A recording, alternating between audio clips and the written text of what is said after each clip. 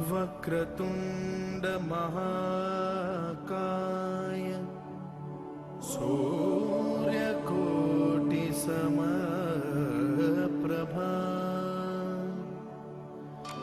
निर्विघ्नं कुरु मे देव सर्वकार्येषु सर्वदा।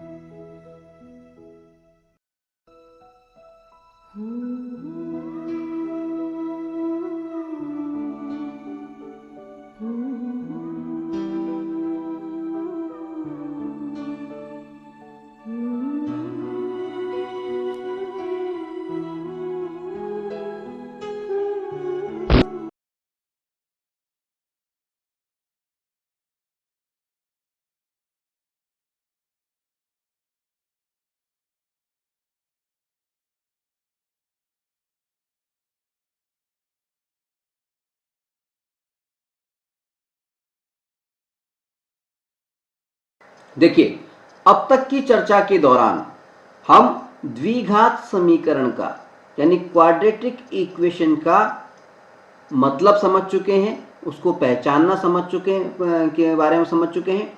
और अगर हमें कोई शब्द समस्या दी गई है, कोई वर्ड प्रॉब्लम दी गई है, तो हम उस शब्द समस्या को द्विघात समीकरण के रूप में निरूपित करना सीख गए हैं, रिप्रेजेंट करना सीख गए हैं। यानी किसी शब्द समस्या को देख करके और उससे एक द्विघात समीकरण बनाना हम सीख चुके हैं।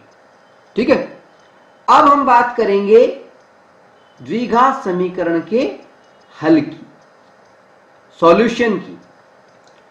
द्विघात समीकरण की जब जब चर्चा हुई थी इससे पहले, और जब जब भी हमने द्विघात समीकरण बनाए थे किसी शब्द समस्या को देख करके, तब हमने कहा था कि इसकी हल की चर्चा हम बाद में करेंगे। तो अब हम करेंगे चर्चा द्विघात समीकरण के, क्वाड्रेटिक इक्वेशन के हल की यानी सॉल्यूशन की। देखिए, द्विघात समीकरण के हल को हम द्विघात समीकरण के मूल भी कहते हैं, रूट्स भी कहते हैं, या उसको हम द्विघात समीकरण के शून्यक भी कहते हैं, जीरोस भी कहते हैं। अब सवाल ये उठता है कि द्विघात समीकरण के शून्यक या मूल या हल, इसका मतलब क्या है। देखिए, शून्यक का मतलब हमने बताया था जब हमने चैप्टर की शुरुआत की थी। चैप्टर की शुरुआत में रिकॉल के दौरान हमने बताया था कि बहुपद के शून्यक किसको कहते हैं। जब लेसन 2 हमने पढ़ा था उस समय भी हमने देखा था कि बहुपद के शून्यकों की चर्चा हमने की थी। तो यहां पर हम आपको एक बार फिर से बता दें कि बहुपद के शून्यक का मतलब क्या होता है। बहुपद कोई भी बहुपद है, मान लीजिए कोई बहुपद है px equal to x square minus x, कोई भी बहुपद है, उस बहुपद में जो चर मौजूद होता है, जो वेरिएबल मौजूद होती है, उस वेरिएबल का ऐसा मान, ऐसी वैल्यू जिसको रखने पर, जिसको प्रतिस्थापित करने पर, जिसको सब्स्टिट्यूट करने पर पूरे बहुपद का मान शून्य हो जाता है। जीरो हो जाता है, उस मान को हम कहते हैं बहुपद के शून्यक। अब हमने देखा था कि बहुपद कई प्रकार के होते हैं। जैसे हमने देखा था रैखिक बहुपद, लीनियर पॉलिनोमियल। दूसरा हमने देखा था द्विघात बहुपद, क्वाड्रेटिक पॉलिनोमियल। तीसरा हमने देखा था त्रिघात बहुपद, क्यूबिक पॉलिनोमियल। ठीक है।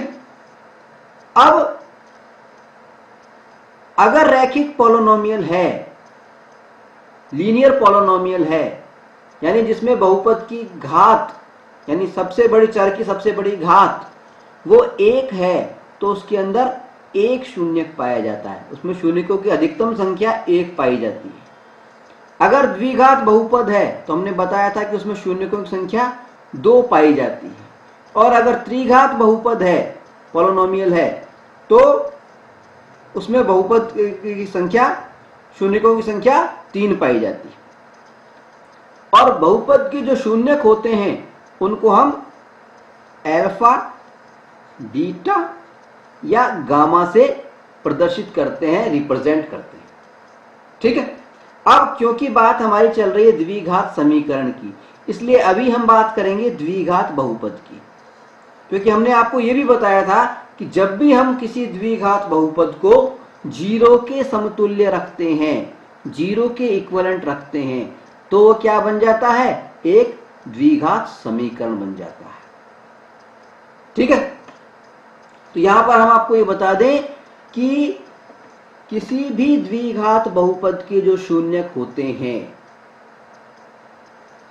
किसी भी क्वाड्रेटिक पॉलिनोमियल के जो शून्यक होते हैं, वो और किसी भी द्विघात समीकरण के, क्वाड्रेटिक इक्वेशन के जो हल होते हैं, शून्यक होते हैं, वो बराबर होते हैं। आई बात समझ? द्विघात समीकरण के शून्यक या हल और द्विघात बहुपद के शून्यक या हल एक समान होते हैं, बराबर होते हैं। ठीक है। आई बात समझ बात? इसका मतलब क्या हुआ कि द्विघात समीकरण के हल से हमारा क्या मतलब हुआ, उसके मूल या रूट से हमारा क्या मतलब हुआ, उसके शून्यकों से हमारा क्या मतलब हुआ।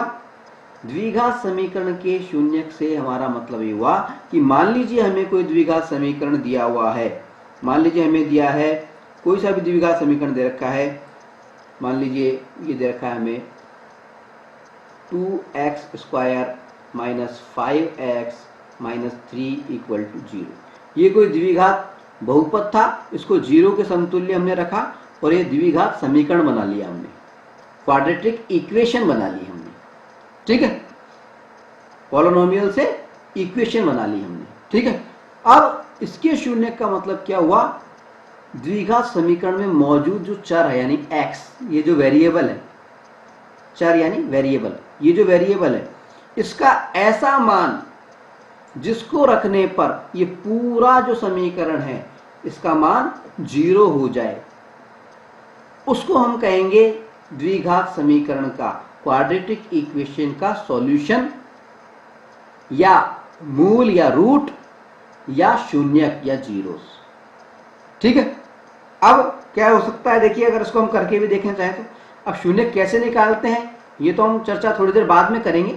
तो यहां हमने शून्यक का अर्थ समझ लिया, द्विघात समीकरण के हल का मतलब समझ लिया। यानी द्विघात समीकरण के हल का मतलब ये है कि द्विघात समीकरण के अंदर, क्वाड्रेटिक इक्वेशन के अंदर जो x चर हमें दिया गया है, जो भी चर हमें दिया गया है, उस चर का ऐसा मान जिस मान को रखने पर पूरे समीकरण का मान, पूरे इक्वेशन का मान जीरो हो जाता है, उसको हम कहते हैं द्विघात समीकरण के हल या मूल, सॉल्यूशन या रूट या शून्यक भी कह देते हैं, जीरोस भी कह देते हैं। ठीक है। द्विघात समीकरण के अंदर क्योंकि दो शून्यक पाए जाते हैं, द्विघात बहुपद के अंदर हमने देखा था दो शून्यक पाए जाते हैं, अल्फा और बीटा, इसलिए द्विघात समीकरण के अंदर भी जो हल पाए जाते हैं वो दो पाए जाते हैं। यानी x के जो मान आएंगे वो दो आएंगे, अल्फा और बीटा, दोनों को अल्फा बीटा मान सकते हैं। दो मान आएंगे। जब भी हम किसी द्विघात समीकरण को हल करेंगे तो हमें दो मान प्राप्त होंगे, और उन दोनों मानों को रखने पर अलग अलग जब भी हम रखेंगे, कोई से भी मान को रखें तो पूरा जो समीकरण है द्विघात समीकरण उसका मान शून्य हो जाता है। ठीक है, चलिए कुछ उदाहरण लेते हैं। मान लीजिए हमें x के कुछ मान दिए गए हैं, जैसे x बराबर 3, x बराबर 4, x बराबर -1/2, 1/2, और हमें ये कहा गया है कि इन मानों में से कौन सा मान जो है वो ये जो द्विघात समीकरण हमें दिया गया है 2x square minus 5x minus 3 बराबर 0, इसका मूल है, इसका रूट है, इसके मूल है। ठीक है, अब जब भी हमसे ये कहा जाए कभी भी कि कोई द्विघात समीकरण हमें दिया गया हो और उसमें x के कुछ मान हमें दिए गए हों और हमसे ये पूछा गया हो कि क्या x के जो मान हैं वो इस द्विघात समीकरण के, इस क्वाड्रेटिक इक्वेशन के मूल हैं या नहीं है, रूट है या नहीं है, हल है या नहीं है, सॉल्यूशन है या नहीं है, या शून्यक है या नहीं है। मूल भी कह सकते हैं, शून्यक भी कह सकते हैं, हल भी कह सकते हैं, सॉल्यूशन भी कह सकते हैं। ठीक है, तो ऐसे सवालों में हम क्या करते हैं कि जो हमें द्विघात समीकरण दिया गया होता है, जो क्वाड्रेटिक इक्वेशन हमें दी गई होती है, उसके अंदर हमें x का मान रखना होता है जो कि हमें दिया गया होता है। अगर x का मान रखने पर द्विघात समीकरण का मान 0 के बराबर हो जाता है, 0 हो जाता है, तब तो वो द्विघात समीकरण का मूल है, x का वह मान द्विघात समीकरण का मूल है। और अगर वो 0 नहीं होता है, x का मान रखने पर द्विघात समीकरण 0 नहीं होता है, तो वो उसका मूल या उसका रूट नहीं है। ठीक है, अब रख के देखते हैं। देखिए, हमें चेक करना है कि x बराबर 3 जो है, पहले मान की बात कर रहे हैं हम, x बराबर 3 इसका मूल है या नहीं है। तो कैसे रखेंगे, देखिए समीकरण हमने लिख लिया 2x square minus 5x minus 3 equals to 0। इसके अंदर जहां पर x है वहां पर 3 रख दें, x बराबर 3 दे रखा है ना हमें, तो 2 इंटू 3 x की जगह 3 लग दिया, स्क्वायर माइनस 5 इंटू एक्स यानी 3 लिख दिया, माइनस 3 इक्वल्स टू 0। ठीक है, अब 3 का स्क्वायर कितना होता है, 3 इंटू 3, 3 3 9, 9 दूनी 18, तो ये कितना हो गया, यहाँ पे लिख दिया 18, माइनस ये कितना आ गया 5 3 15, ये कितना आ गया -3 इक्वल्स टू 0। अब ये माइनस के 15 और ये माइनस के 3 जुड़ करके कितने हो गए, माइनस के 18, तो 18 माइनस 18 इक्वल्स टू 0। अब 18 में से 18 गए तो क्या हो गया, 0 इक्वल्स टू 0। क्योंकि x बराबर 3 रखने पर ये जो द्विघात समीकरण था, क्वाड्रेटिक इक्वेशन थी, इसका मान क्या हो गया, 0 हो गया। इसका मतलब क्या है, x बराबर 3 जो है वो क्या है, इस द्विघात समीकरण का एक मूल है, एक रूट है। ठीक है, चलिए x बराबर 4 दूसरे मान की बात करते हैं, क्या ये इसका रूट है कि नहीं है। देखिए इसको रख के देखते हैं। फिर से हमने समीकरण लिख लिया 2x square minus 5x minus 3 equals to 0। अब जहां पर x लिखा हुआ है वहां पर हमें 4 लिखना है, तो इसको कर दिया हमने 2 इंटू 4 का square minus 5 into 4 minus 3 equals to 0। ठीक है, अब इसको जब 4 का स्क्वायर किया तो 4 चौक 16। ठीक है, 16 को जब हम 2 से मल्टीप्लाई करेंगे तो कितना हो जाएगा, 16 दूनी 32, 32, ये 32 लिख दिया, माइनस ये 5 चौक 20, कितना हो गया, 5 चौक 20, 20 लिख दिया, माइनस 3 इक्वल टू 0। ठीक है, अब 32 इधर माइनस के 20 और माइनस के 3 जुड़ करके 23 हो गए, तो 32 माइनस 23, इक्वल टू 0। अब 32 में से जब 23 घटाएंगे तो कितना आ गया, 9 इक्वल टू 0। तो चूंकि x बराबर 4 रखने पर इस द्विघात समीकरण का, इस क्वाड्रेटिक इक्वेशन का वैल्यू जो है, मान जो है वो 0 नहीं होता है, वो 9 रह जाता है। इस वजह से ये जो है x बराबर 4 जो है वो इस द्विघात समीकरण का मूल नहीं है। आई बात समझ? चलिए अब अगली वैल्यू देखते हैं, x बराबर -1/2 को देखते हैं, यानी x की जगह पर -1/2 रख करके देखते हैं। देखिए हमारा समीकरण क्या है, 2x² - 5x - 3 बराबर 0। x की जगह पर 1/2 रखना है हमारे को, तो 2 × 1/2 का स्क्वायर माइनस 5 × 1/2 माइनस 3 बराबर 0। ठीक है, अब 1/2 का स्क्वायर कितना हो जाएगा, 1/4। 2 × 1/4 माइनस 5/2 माइनस 3 बराबर 0। ठीक है, अब ये कट जाएगा, 2 से ये कट जाएगा, तो ये हो जाएगा 1/2 माइनस 5/2 माइनस 3 इक्वल टू 0।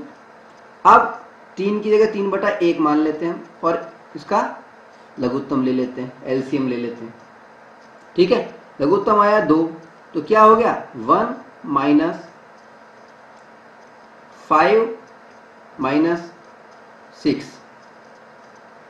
1 को 2 से किएंगे, 2 को 3 से करेंगे, 3 दूनी 6। ठीक है, कितना आ गया, ये हो गया ना, 2 6 6 हो गया, इक्वल टू 0।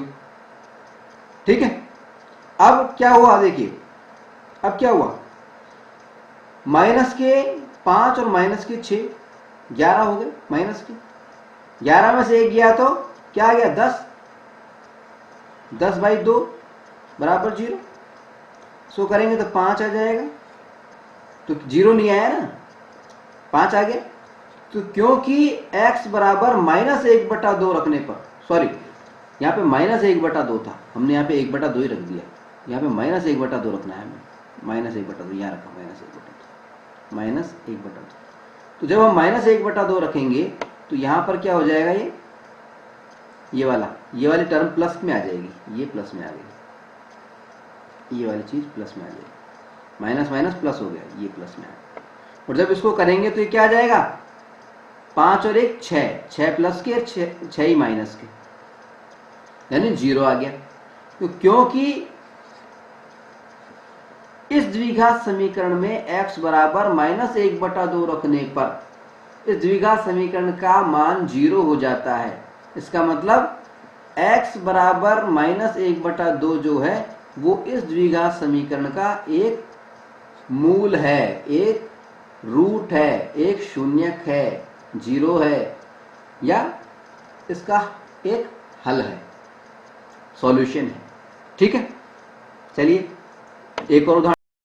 अगले उदाहरण में हमसे कहा गया है कि यदि x बराबर 2 किसी द्विघात समीकरण, किसी quadratic equation kx plus 2x minus 3 equal to 0, kx नहीं, kx स्क्वायर है, kx square plus 2x minus 3 equal to 0 इसका मूल है, इसका रूट है, तो k का मान बताइए, ठीक है। अब क्योंकि इसको रूट माना है x बराबर 2 को, इसका मतलब ये हुआ कि अगर x की जगह पर हम 2 लिख दें तो इस पूरे बहुपद का मान 0 हो जाना चाहिए। तो हम यहाँ पे मान रख देते हैं, ठीक है, मान रखते हैं। देखिए हमें क्या समीकरण दिया है, द्विघात समीकरण क्या है हमारा, क्वाड्रेटिक इक्वेशन क्या है, वो है kx square plus 2x minus 3 equal to 0। k को क्यों रहने देंगे, एक्स स्क्वायर, एक्स का मान रख दिया 2, उसका स्क्वायर कर दिया, प्लस 2 इंटू एक्स की जगह पे 2 लिख दिया, -3 इक्वल टू 0। ठीक है, अब खोल दिया इसको, तो क्या 2 का स्क्वायर करेंगे तो 4 आ गया, तो क्या आ गया 4k प्लस 2 दूनी 4 -3 इक्वल टू 0। 4 में से 3 चले गए तो कितना बच गया 1, तो क्या हो गया 4k प्लस 1 इक्वल टू 0।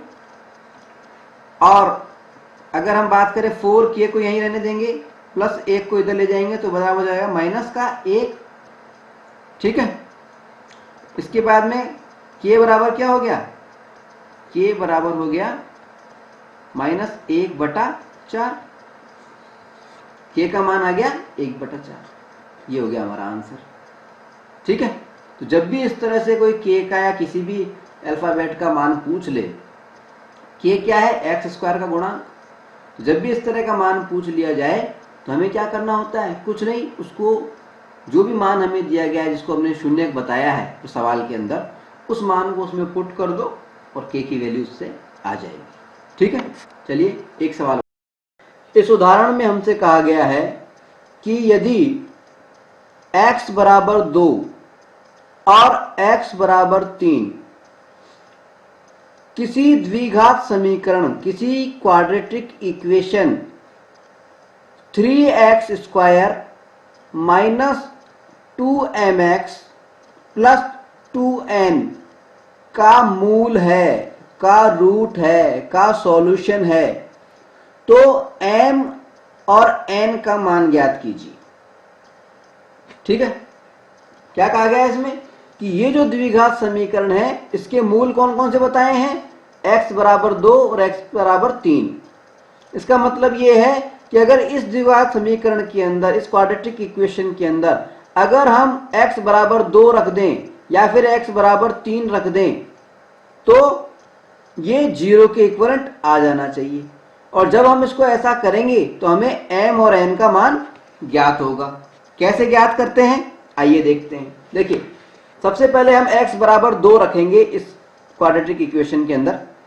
हमारा जो द्विघात समीकरण है वो क्या है, 3x square minus 2mx plus 2n equals to 0, equals to 0।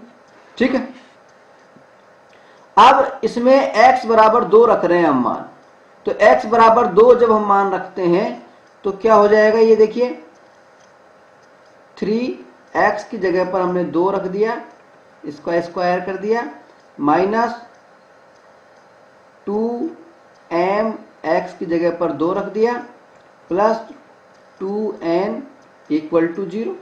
ठीक है, अब इसको हम सॉल्व करेंगे तो क्या होगा,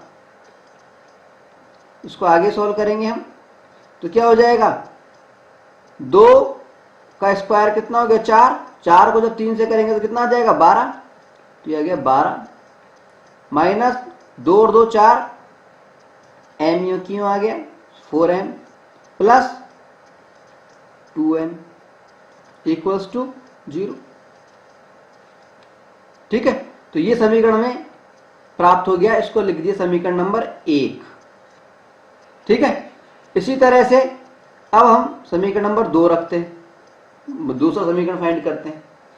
कैसे करेंगे, x बराबर 3 रखेंगे अब कि हम इस समीकरण में मान, तो क्या है देखिए 3x square minus 2mx plus 2n equal to 0। ये हमारा समीकरण है जो दिया गया है द्विघात।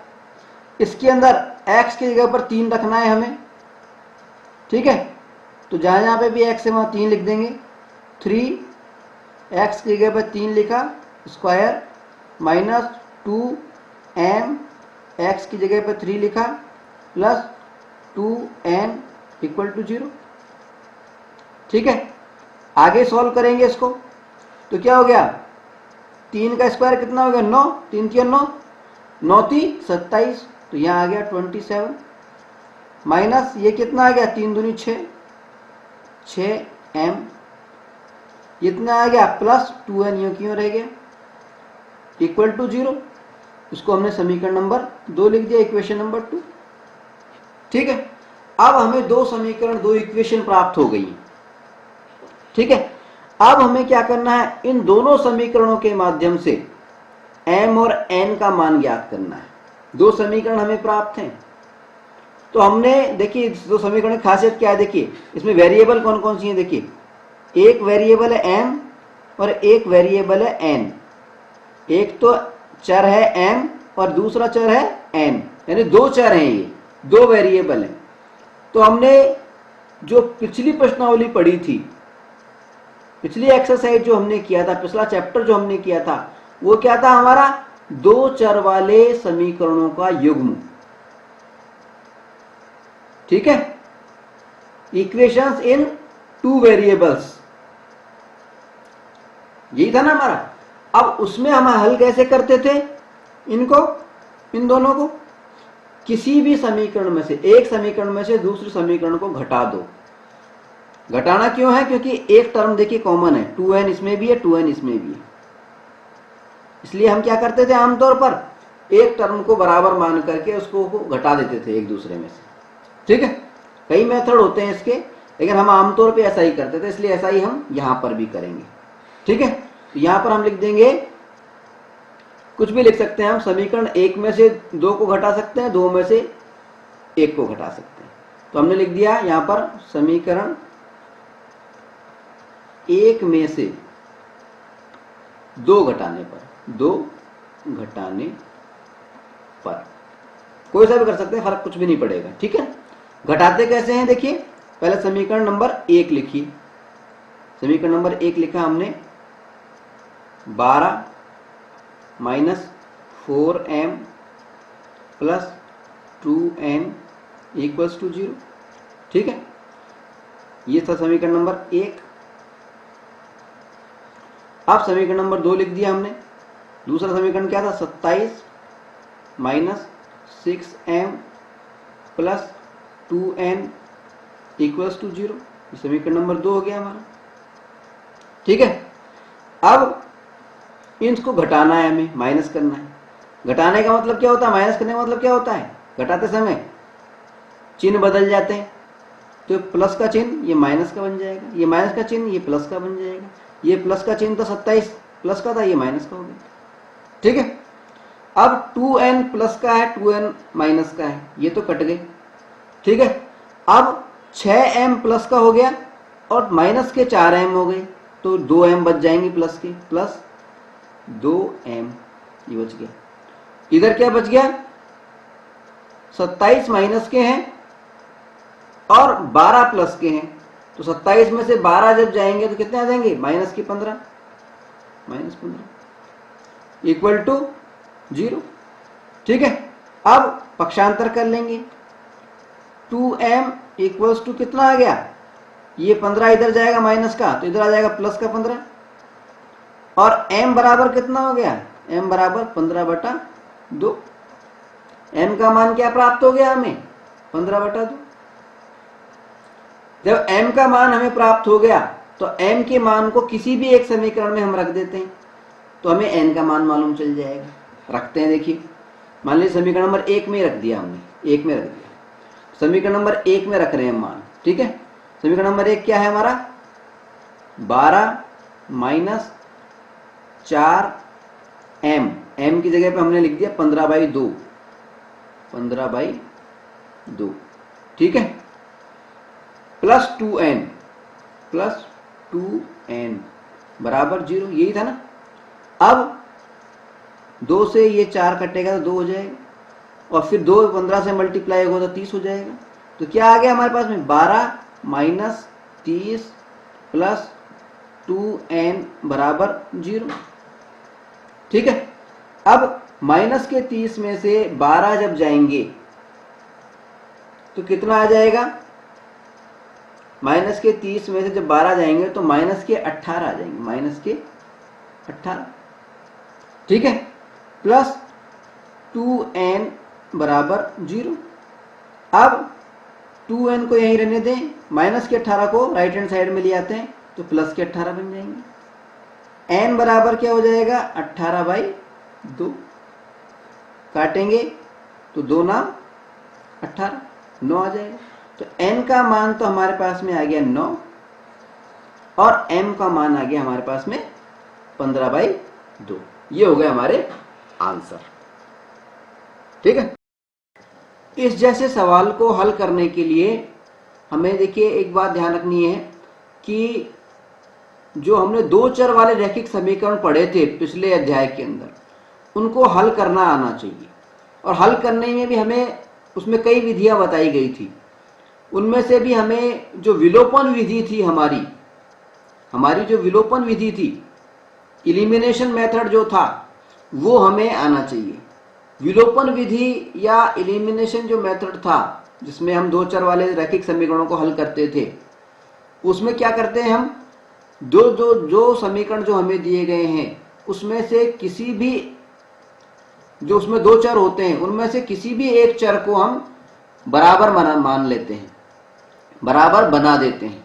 या तो पहले से बराबर हो और बराबर नहीं है तो उसको बराबर बना देते हैं। जैसा कि ये जो दो समीकरण हमें दिए गए थे इसमें पहले से बराबर थे, यहां भी 2n था और यहां पे भी 2n था। ठीक है। अब पहले से बराबर थे या बराबर नहीं थे तो हम बना देते हैं मल्टीप्लाई करके। ठीक है।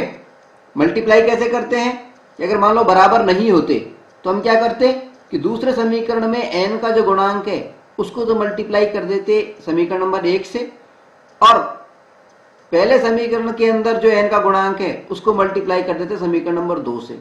ऐसा करने पे पूरे समीकरण जो बनते, नए समीकरण जो बनते, उनके अंदर ये वाला जो पद है n वाला, ये समान हो जाता।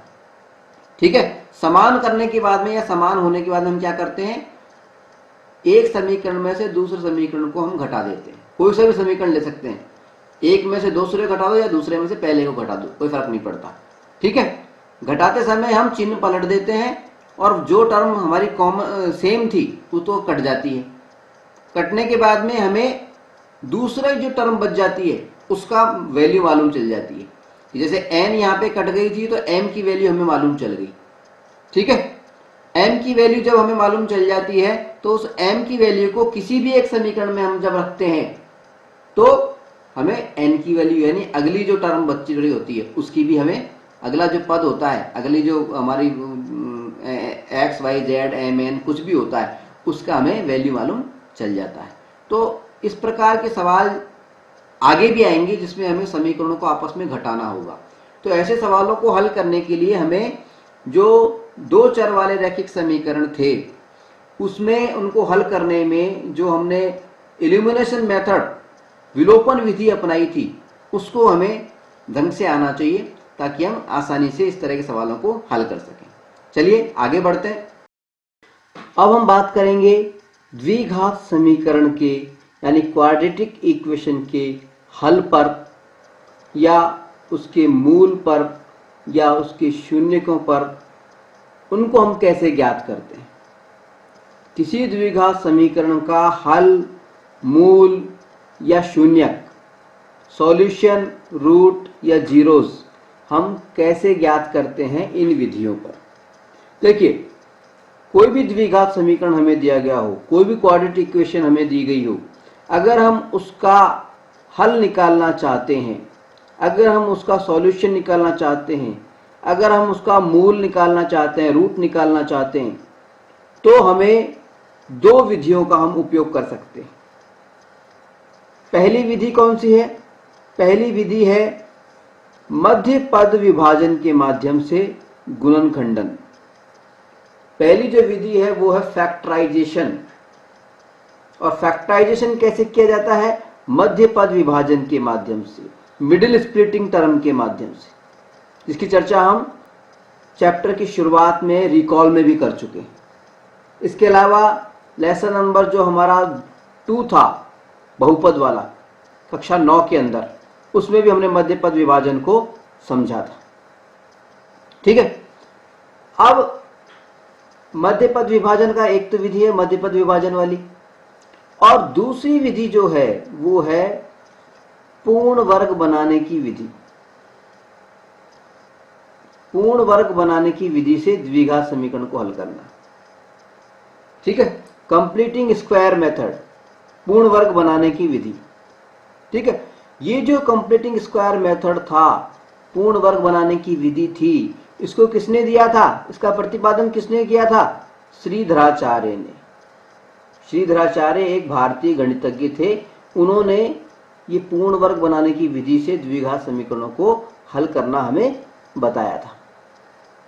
ठीक है, चलिए एक एक करके इन दोनों विधियों पर हम चर्चा करेंगे।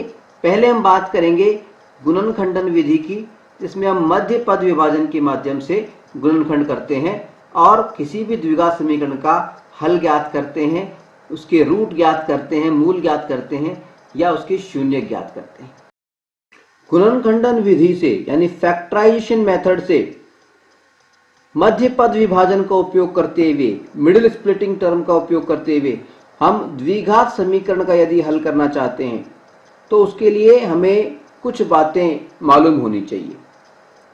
तीन मुख्य बातों का हमें ध्यान होना चाहिए, जिनके बारे में हम चैप्टर के प्रारंभ में भी, रिकॉल के दौरान भी चर्चा कर चुके हैं। ये तीन मुख्य बातें कौन सी हैं?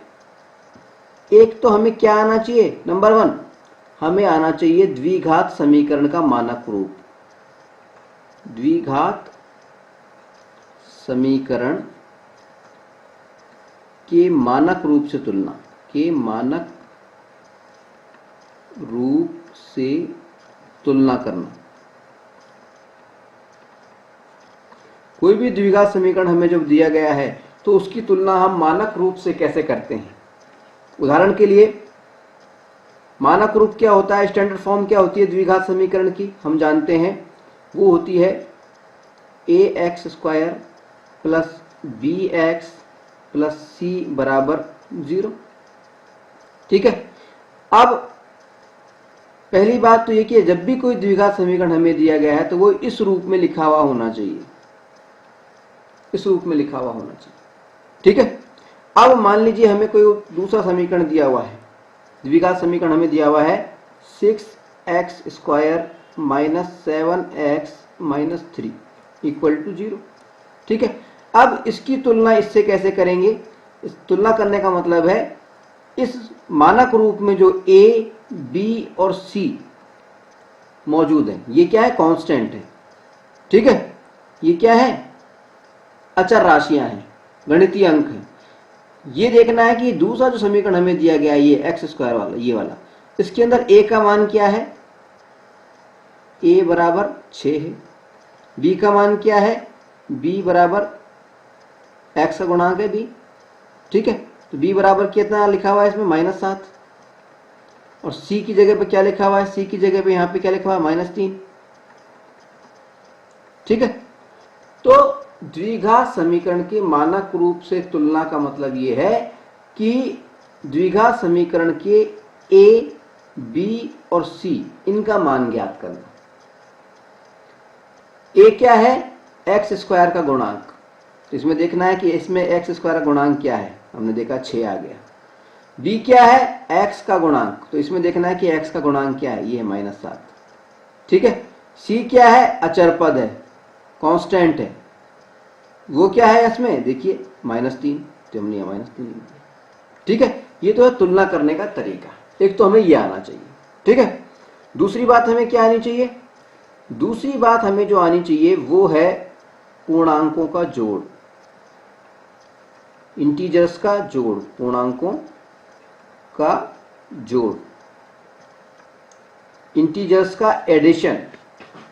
पूर्णांक के इंटीजर्स क्या होते हैं, पूर्ण संख्याओं के साथ में, यानी 0, 1, 2, 3 अनंत तक पूर्ण संख्याओं के साथ में, इनको पूर्ण संख्याएं बोलते हैं हम। 0 और उससे बड़े जितनी भी संख्याएं वो सारी पूर्ण संख्याएं हैं, होल नंबर बोलते हैं, पूर्ण संख्याएं बोलते हैं। पूर्ण संख्याओं के साथ में यानी होल नंबर्स के साथ में अगर हम नेगेटिव नंबर्स को ले लें, -1, -2, -3 नेगेटिव नंबर्स को ले लें, तो ये बन जाती हैं पूर्णांक संख्याएं। इस ग्रुप को हम बोलते हैं पूर्णांक संख्याएं या इंटीजर। ठीक है, अब इंटीजर्स का जोड़ कैसे होता है, हमने आपको बताया था कि इसमें 2 तरीके हो सकते हैं। अगर हम दो इंटीजर्स को जोड़ रहे हैं, मान लीजिए एक इंटीजर है -5 और दूसरा इंटीजर है -7, या तो इस तरह से हो सकता है, या दूसरी कंडीशन ये हो सकती है कि एक इंटीजर मान लीजिए हो सकता है -5 और दूसरा इंटीजर हो सकता है +7।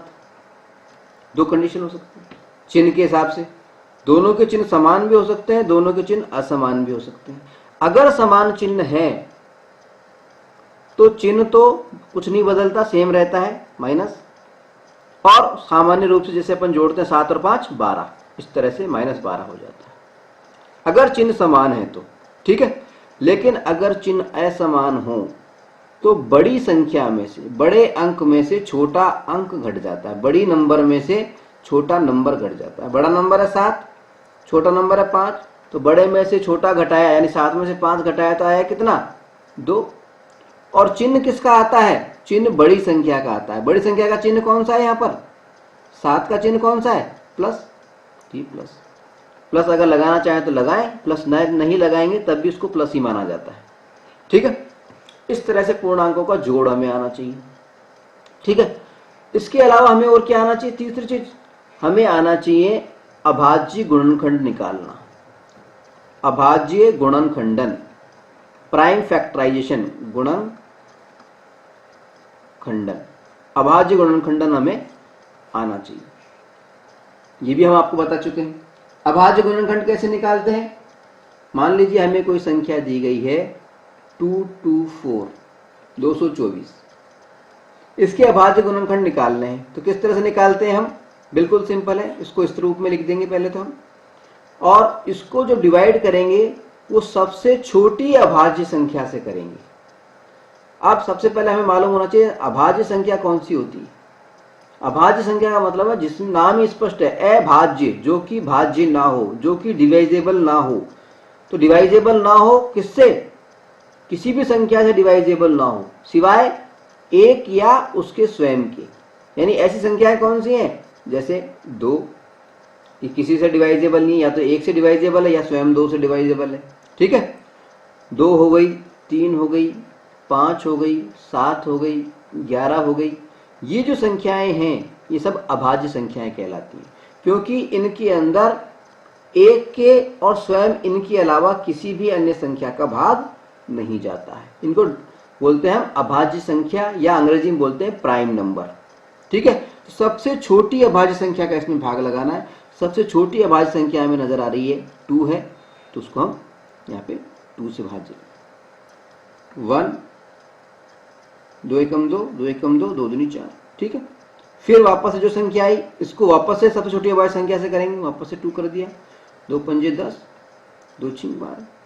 फिर ये संख्या आई, इसको वापस से सबसे छोटी अभाज्य संख्या कौन सी है, 2, इससे करना है, 2 दूनी 4 और 2 दूनी 4, 2 आएगा और 8, 28 आ गया। फिर से 28 को फिर से 2 से करेंगे, 14 आ गया। 14 को फिर 2 से करेंगे, 7 आ गया। अब 7 में किसका भाग जाएगा, सबसे छोटी अभाज्य संख्या कौन सी होगी जिसको में 7 का भाग जाएगा, वो स्वयं 7 ही होगी, 7 कर दी। तो ये इसके अभाज्य गुणनखंड हो गए, 2 into 2 into 2 into 2 into 2 into 7 equals to 224। ये अभाज्य गुणनखंड आना चाहिए, ठीक है। चलिए, ये तो बात हो गई कि जब भी हम मध्य पद विभाजन के माध्यम से गुणनखंडन करें, फैक्टराइजेशन करें, तो हमें क्या क्या चीजें आनी चाहिए, कौन कौन सी चीजें हमें आनी चाहिए, ठीक है। अब हमें ये देखना है कि हम मध्य पद का विभाजन आखिर करते कैसे हैं और मध्य पद विभाजन का मतलब क्या है, ठीक है। देखिए, मान लीजिए हमें ये कोई समीकरण दे रखा है, 6x plus 40 equal to 31x, ठीक है। क्या समीकरण दे रखा है हमें, मान लीजिए हमें ये कोई समीकरण दे रखा है 6x plus 40, 6x square, sorry 6x square plus 40 equal to 31x, ये हमें दिया हुआ है। तो सबसे पहले तो इस द्विघात समीकरण को हम उसके स्टैंडर्ड फॉर्म में लिख लेते हैं, मानक रूप में लिख लेते हैं। यानी ये जो 31x है इसको हम LHS, दो साइड होंगे ना, ये RHS साइड है, ये LHS साइड है, राइट हैंड साइड, ये लेफ्ट हैंड साइड। तो 31x को पहले लेफ्ट हैंड साइड में हम ले आएंगे, तो हमारा समीकरण क्या बन जाएगा, ये बन जाएगा 6x स्क्वायर। 31x इधर आएगा, इधर प्लस का था, इधर आएगा माइनस का हो जाएगा, 31x प्लस 40 इक्वल टू 0। सबसे पहले तो उसको मानक रूप में लिखना है, ठीक है। तो अब ये मानक रूप में आ गया, हमारा मानक हो गया, ये द्विघात समीकरण हो गया मानक रूप वाला, ठीक है।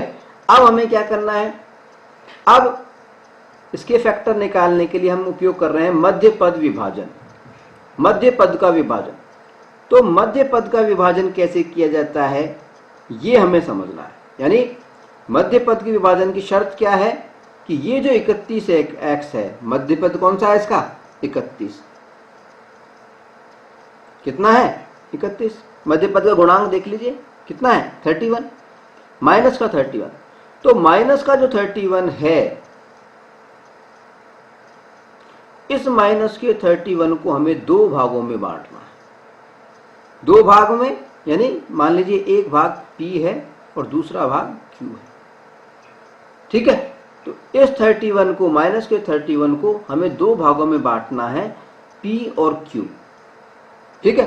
इन दोनों भागों की खासियत क्या होनी चाहिए, इन दोनों भागों की खासियत यह है कि यदि इन दोनों भागों को जोड़ा जाए तो क्या आ जाता है, माइनस का 31, ठीक है।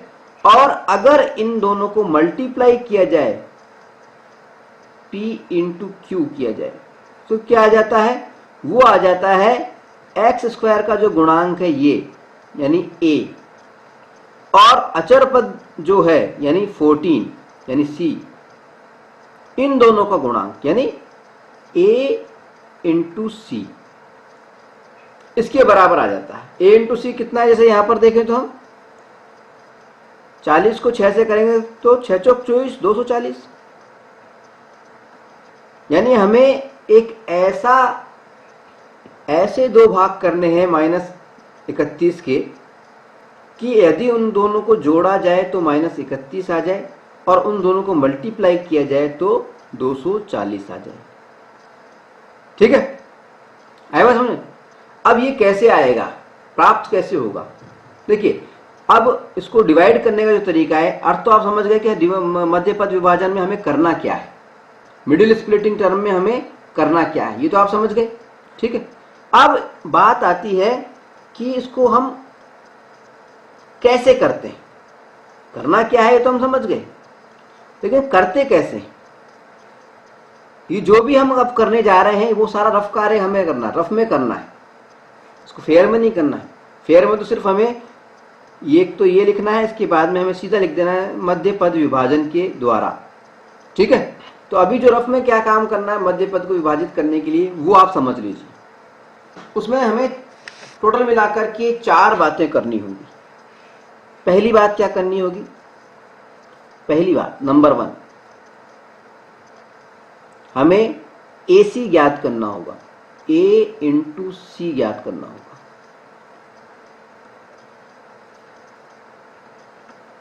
A इंटू सी, A क्या है, एक्स स्क्वायर का गुणांक।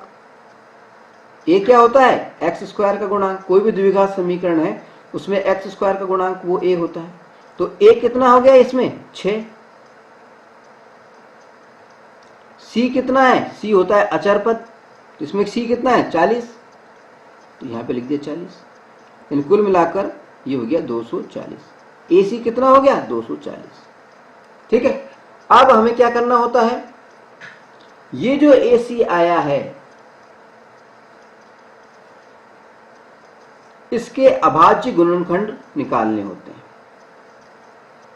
A इंटू सी के प्राइम फैक्टर अभाज्य गुणनखंड निकालो, गुणनखंड ज्ञात करो, ठीक है। कैसे करते हैं, देखिए 240 को हमने लिख लिया यहां पर। इसके बाद में सबसे छोटी अभाज्य संख्या का भाग लगाया, सबसे छोटी अभाज्य संख्या होती है 2, तो कितना हो गया 2 एकम 2, 2 दूनी 4, फिर 120 में आप सब छोटी अभाज्य संख्या का भाग लगाएंगे 2, तो आ गया 60। फिर सब छोटी अभाज्य संख्या का भाग लगाएंगे तो कितना हो गया, 2 3 6, 30 आ गया। अब सबसे छोटी अभाज्य संख्या का भाग लगाएंगे तो आ गया 15। फिर 15 में सबसे छोटी अभाज्य संख्या का भाग लगाएंगे तो वो 2 तो होगी नहीं, क्योंकि 2 का भाग 15 में जाता नहीं है, इसलिए अब 3 का भाग लगाएंगे हम। 3 3 पंजे 15। अब 5 में सब छोटी अभाज्य संख्या का भाग लगाएंगे तो 3 का भाग तो जाएगा नहीं, ना 2 का जाएगा, सब छोटी अभाज्य संख्या होगी 5, 5 का भाग लगाया 1 आ गया। ठीक है, यानी अभाज्य गुणनखंड जो हमने ज्ञात किए वो कौन कौन से हो गए, 2 × 2 × 2 × 2 × 3 × 5, ये अभाज्य गुणनखंड हुए ना। ठीक है, इक्वल टू 240, ये तो अभाज्य गुणनखंड हुए। अब ये जो अभाज्य गुणनखंड हुए हैं, अब हमें क्या करना है, इनके ग्रुप बनाने। ग्रुप बना सकते हैं। इन अभाज्य गुणनखंडों को हम कई रूपों में बांट सकते हैं। जैसे इन 2 को एक साथ रख लो और बाकी सबको दूसरे ग्रुप में रख लो। इन 3 को एक साथ रख लो, बाकी सबको अलग ग्रुप में रख लो। इन 4 को एक साथ रख लो और बाकी सबको अलग ग्रुप में रख लो। हैं, इन 5 को एक साथ रख लो और इस अलग से एक ग्रुप में रख लो। बहुत सारे ग्रुप बन सकते हैं कि नहीं बन सकते। लेकिन जब हम इन ग्रुपों को बनाएं तो ग्रुप बनाने पर हमें यह देखना होगा कि जो 2 ग्रुप बने उन दोनों का जो गुणनफल आ रहा है, जो प्रोडक्ट आ रहा है, उनको जोड़ने पर बी वाली संख्या आनी चाहिए, बी वाली आनी चाहिए संख्या बी। अब बी क्या था, हम आपको बता चुके हैं। बी क्या होता है, एक्स का गुणांक, वो कितना है, -3 -31, जोड़ने पर -31 आना चाहिए। ठीक है, तो अब ग्रुपों को देखते हैं। जैसे इसमें पहला ग्रुप बना, इन 2 को रखा अपन ने और बाकी के सबको अलग से रखा, तो 2 दूनी 4, तो एक तो हो गया 4 और दूसरा कौन सा हो गया, 2 दूनी 4, 4 तिया 12 और 12 पंजे 60, दूसरा हो गया 60। क्या 60 और 4 को जोड़ने पर 231 आ सकता है माइनस के, नहीं आ सकते, तो ये ग्रुप हमारा सेलेक्ट नहीं होगा। दूसरा ग्रुप हम देखते हैं। अगर इन 3 को हम ले तो 2 2 दूनी 4, 2 तिया 6, तो एक तो ग्रुप हो गया 6, एक ग्रुप का गुणनफल हो गया 6। बाकी ग्रुप का हो गया क्या, 2 तिया 6 और 6 पंजे 30, दूसरे का हो गया 30। क्या 6 और 30 इनको जोड़ने पर -31 आ सकता है, वो भी संभव नहीं है। ठीक है, अब हम तीसरा ग्रुप देखते हैं।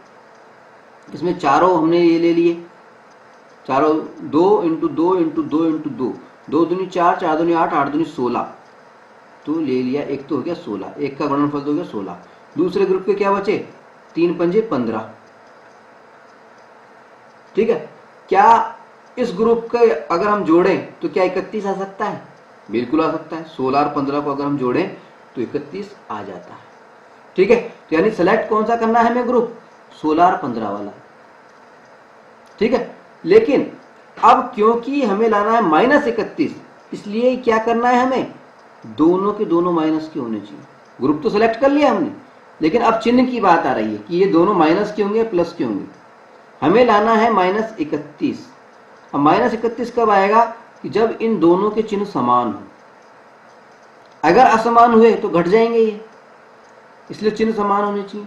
-31 लाना है तो इसलिए हमें चुनना पड़ेगा -16 और -15। तो 2 भाग जो टूटेंगे, -31 के जो 2 भाग होने हैं, मध्य पद का जो विभाजन होना है वो -16 और -15 होगा। ठीक है, ये सारा काम हमें करना है रफ के अंदर। अब हम फेयर में क्या काम करेंगे उसको समझ लेते हैं। ठीक है, तो ये हो गया -16 और -15। ठीक है, अब फेयर में क्या करना है हमें, देखिए हमारा क्वेश्चन ये दिया गया था। इस क्वेश्चन को हमने बदल लिया था 6x² - 31x + 40 = 0, मानक रूप में लिख लिया था। ठीक है, और मध्य पद का विभाजन हमने किस तरह से किया, अब यहां पे हम लिख देंगे मध्य पद, चाहे तो यहां पे भी लिख सकते हैं -31 x भी चाहे तो लिख सकते हैं, चाहे तो नहीं लिखें। मध्य पद 31x को विभाजित करने पर, विभाजित, यहाँ पे x भी लिख देता हूं मैं, x को विभाजित करने पर, ठीक है। विभाजित करेंगे तो हमने क्या बताया था, ये क्या हो जाएगा, एक तो -16 और -15, तो इसको हम लिख देंगे 6x² -16x -15x प्लस 40 बराबर 0, ठीक है। अब हमें क्या करना है, दो ग्रुप इनके, एक ग्रुप ये और एक ग्रुप ये, दो के जोड़े बना लिए हमने। अब इस ग्रुप में से कॉमन लेना है हमें। क्या कॉमन आ सकता है, एक तो 2 कॉमन आ सकता है, और क्या कॉमन आ सकता है, x कॉमन आ सकता है, ठीक है। जब इसको ऐसा करेंगे तो क्या हो जाएगा, 2 3 6, 3 अंदर बचेगा एक x, 6x² में जब 2x का भाग लगाएंगे, डिवाइड करेंगे, तो 2 से 6 3 बार कट गया, और x से x² कट गया, x बच गया, 3x आ गया, माइनस 16x में जब 2x का भाग लगाएंगे तो क्या आ जाएगा, x से x कट जाएगा, और 8 दूनी 16, 8 आ जाएगा, ठीक है। अब आगे चलेंगे, ब्रैकेट बंद कर दिया ये। अब आगे चले, इसमें से क्या होगा, इसमें क्या कॉमन आ सकता है, माइनस का 5 कॉमन आ सकता है, माइनस और 5 ये कॉमन आ गया, ठीक है। तो माइनस का 5 कॉमन आया तो क्या हो गया, 5 3 15, 3 आ गया x, ठीक है। 5 का डिवाइड करेंगे तो 3x आ गया, फिर माइनस, सॉरी, फिर इसको डिवाइड करेंगे तो कितना हो गया, प्लस का, सॉरी माइनस का हो गया, माइनस का चिन्ह था ना, -5 लिया था हमने बाहर, माइनस माइनस से मल्टीप्लाई हो गया, और इसको जब जो करेंगे हम तो कितना हो जाएगा, 8, ठीक है, इक्वल टू 0। अब 3x -8, 3x -8, इनको एक साथ लिख लिया, 3x -8, एक फैक्टर तो ये हो गया, एक गुणनखंड तो ये हो गया, और दूसरा गुणनखंड क्या हो गया, 2x -5, ये 2 गुणनखंड हो गए, ठीक है। 2 गुणनखंड हमें प्राप्त हो गए। अब इन 2 गुणनखंडों को जब हमें प्राप्त हो गए तो इनसे हमें क्या ज्ञात करना था, हल या मूल या शून्यक, सॉल्यूशन ज्ञात करना है, रूट ज्ञात करने। तो रूट ज्ञात करते हैं, कैसे करते हैं, गुणनखंड जब भी हमें मालूम होते हैं, तो अगर हमें गुणनखंड मालूम है तो इस गुणनखंड को जब हम 0 के समतुल्य रख देंगे, जैसे 3x -8 इक्वल टू 0 ऐसे रख देंगे, तो x की वैल्यू आ जाएगी, देखिए 3x बराबर 8, ये इधर चला जाएगा, प्लस का हो जाएगा, x बराबर 8/3, 8/3, जिसकी वैल्यू हो गई, एक x की वैल्यू तो 8/3 आ गई। दूसरी की बात करें, दूसरे गुणनखंड को देखते हैं हम, दूसरा गुणनखंड है 2x -5, इसको 0 के समतुल्य रख दिया, 0 हो गया, तो 2x बराबर 5, और x बराबर कितना आ गया, 5/2, दूसरे x की वैल्यू होगी 5/2, ठीक है। इस तरह से हम मध्य पद विभाजन के माध्यम से, मध्य पद विभाजन के माध्यम से किसी भी द्विघात समीकरण के हल ज्ञात कर सकते हैं, या उसके रूट या मूल ज्ञात कर सकते हैं। हल बोल दो, सॉल्यूशन बोल दो, रूट बोल दो, या मूल बोल दो, एक ही बात है। शून्यक भी हम उसको बोल सकते हैं, जीरोस भी बोल सकते हैं, ठीक है। चलिए अगला सवाल, अगले सवाल के रूप में हम ले रहे हैं उदाहरण नंबर 3। इसमें हमसे कहा गया है कि गुणनखंडन विधि के द्वारा, फैक्टराइजेशन के द्वारा जो द्विघात समीकरण हमें दिया गया है, क्या दिया गया है, 2x² - 5x + 3 बराबर 0, इसके मूल ज्ञात करने हैं, इसके रूट ज्ञात करने हैं, या इसका सॉल्यूशन ज्ञात करना है, ठीक है। Find the roots of the equation 2x² - 5x + 3 = 0 by factorization, गुणनखंडन विधि के द्वारा, ठीक है। तो यानी हमें सवाल क्या दिया गया है, देखिए 2x² - 5x + 3 = 0, ठीक है। अब गुणनखंडन विधि के द्वारा हमें इसके फैक्टर करने हैं, तो गुणनखंडन विधि में हम क्या करते हैं, मध्य पद का विभाजन करते हैं, यानी इसका विभाजन करना है, हमें मध्य पद का विभाजन करना है। तो सबसे पहले तो हम क्या करते हैं कि मानक रूप से तुलना करते हैं इस द्विघात समीकरण की। द्विघात समीकरण का मानक रूप क्या होता है, वो होता है ax² plus bx plus c बराबर 0। ठीक है, अब हमें क्या करना है, a, b और c इनकी वैल्यू ज्ञात कर लेनी है। a, b और c। a क्या है, x² का गुणांक, तो इसमें देखना है कि x² का गुणांक कौन सा है, वो है 2। b क्या है, x का गुणांक, वो कितना है यहाँ पे -5। c क्या है, अचर पद है, वो यहाँ पर कितना है +3। ठीक है, a, b, c इनका मान ज्ञात कर लिया। अब हमें क्या करना है, कुछ काम करना है रफ में। ये मानक रूप से तुलना वाला काम भी हमें रफ में ही करना है। ठीक है, a, b, c का मान ज्ञात कर लिया मानक रूप से तुलना करके। अब हमें क्या करना है, जो बीच वाला टर्म था यानी b बराबर -5 था, इस -5 को इस तरह से हमें दो भागों में बांटना है। कोई भी दो भाग हो सकते हैं, इस b को हमें दो भागों में बांटना है। किस तरह से बांटना है कि दो भाग, मान लो एक भाग p है, दूसरा भाग q है। इन दोनों को अगर हम जोड़ें तो क्या आ जाना चाहिए, -5 आ जानी चाहिए। और अगर इन दोनों को हम गुणा करें तो क्या आ जाना चाहिए, a इंटू सी आ जाना चाहिए, ac। a इंटू सी कितना है वो हम ज्ञात कर लेते हैं। a इंटू सी कितना है, देखिए a क्या था 2, c कितना है 3 यानी 6। ठीक है, यानी जोड़ने पर तो -5 आ जाना चाहिए, और अगर उसको मल्टीप्लाई करें दोनों भागों को तो 6 आ जाना चाहिए। ठीक है, अब ये कैसे करते हैं हम, इस 6 के हम क्या करते हैं, AC तो हमने ज्ञात कर ही लिया। ठीक है, AC क्या है, a into c equal to 6। अब इस 6 के जो भी a इंटू सी होता है, इसकी हम प्राइम फैक्टर निकालते हैं, अभाज्य गुणनखंड निकालते हैं। कैसे निकालेंगे, देखिए 6, सबसे छोटी अभाज्य संख्या का भाग लगाया 2, 3, फिर 3 का जाएगा 1, फैक्टर क्या हुए 2 इंटू 3 इंटू 1 इक्वल टू 6। यही है ना। अब इनके हमें जोड़े बनाने हैं, कोई से भी जोड़े बना सकते हैं। 1 तो इसको शामिल कर लो, 2 इनको शामिल कर लो, तो इसका प्रोडक्ट कितना हुआ, 2 तो 2 अकेला है ही, और 3 इंटू 1 कितना हो गया 3। तो एक संख्या हो सकती है 2 और एक हो सकती है 3। क्या इसको जोड़ने पर 5 प्राप्त होता है कि नहीं होता है, बिल्कुल हो जाता है, 5 प्राप्त हो जाता है।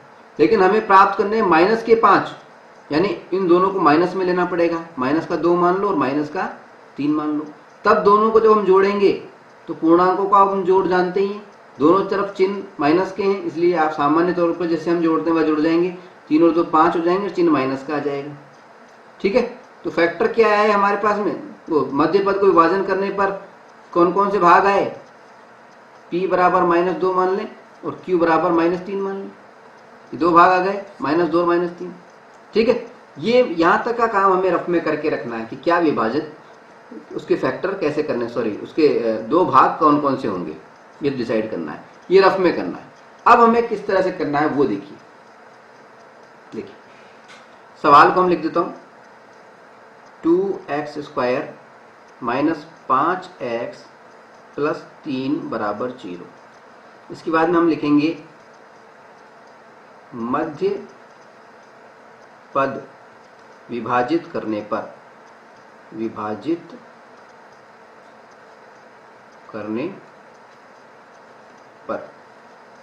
ठीक है, मिडिल टर्म को स्प्लिट करने पर। ठीक है, अब क्या हो जाएगा, ये 2x² तो यूं कहीं रहेगी, हमने माइनस के 3 और 2 करे थे, तो माइनस का 3x हो जाएगा और माइनस का 2x हो जाएगा plus 3 equal to 0। Middle term जो माइनस के 5x थी उसको हमने ये कर दिया इस तरह से, माइनस का 3x और माइनस का 2x। ठीक है, अब इनको दो दो के जोड़े बना लिए, ये जोड़ा बना लिए।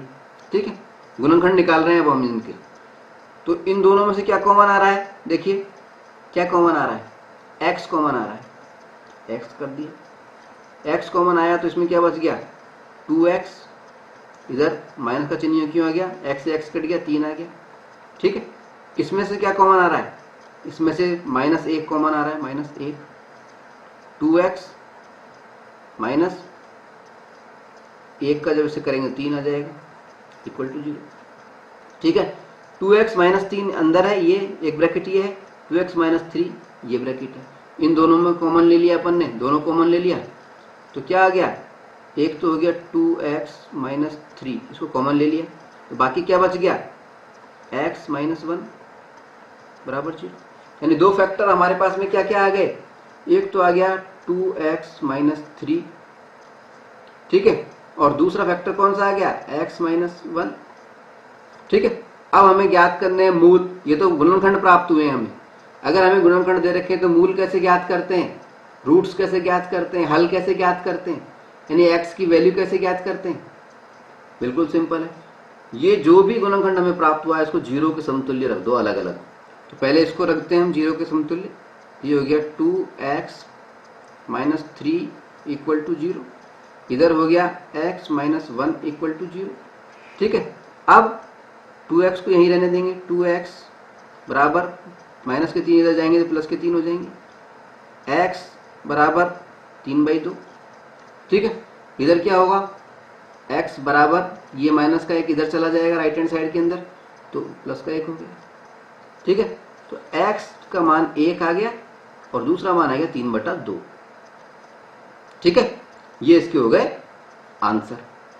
ठीक, यहाँ पे एक छोटी सी बात और बता दें, मान लीजिए हमें कभी डायरेक्ट हमें ये कह दिया जाए कि मूल दे दिए, कि ये हमें कह दिया कि 5 और 3 किसी द्विघात समीकरण के मूल हैं, रूट हैं या उसका हल है, तो बताइए उसके गुणनखंड कौन से होंगे।